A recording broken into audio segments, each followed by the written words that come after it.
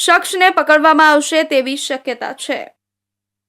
મહુવા તાલુકાના નિહાલી ગામમાં દહેશત પેદા કરનાર ખૂંખાર દીપડો પાંજરે પુરાયો છે।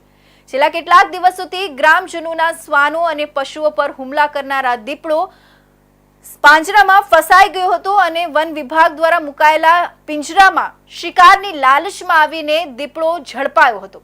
હવે ગામમાં રાહતનો માહોલ છે અને વન વિભાગની કામગીરીની સરાહના થઈ રહી છે।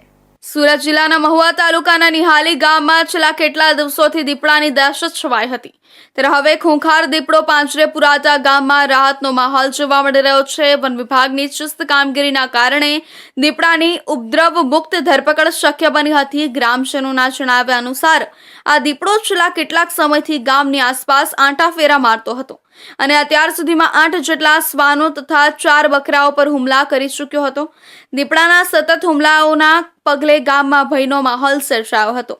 વન વિભાગને વારંવાર જાણ કર્યા બાદ વિભાગ દ્વારા નિહાલી ગામની સીમમાં પિંજરું મૂકવામાં આવ્યું હતું। દીપડો બુધવારે વહેલી સવારે શિકારની શોધમાં ગામ નજીક પહોંચ્યો હતો અને પાંજરામાં મુકાયેલા શિકારની લાલચમાં અંદર પ્રવેશતા તરત જ ફસાઈ ગયો હતો। દીપડાની પાંજરે પુરાવાની ઘટના બાદ ગામના રહીશોએ રાહતનો શ્વાસ લીધો હતો અને વન વિભાગની કામગીરીની પ્રશંસા કરી હતી।